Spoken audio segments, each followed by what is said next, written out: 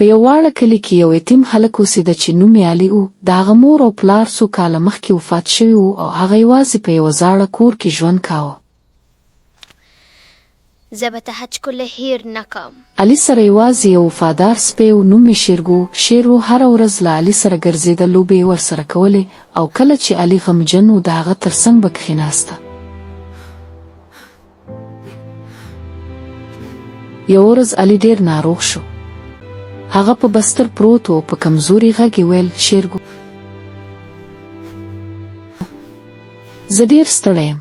شیرو،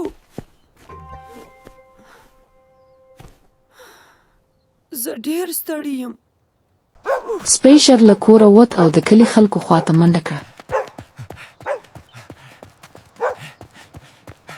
هغه به پر دروازو غاپه، بیا به بیرته د علي کور ته منډه کړه لکه چې خلک راوبولي.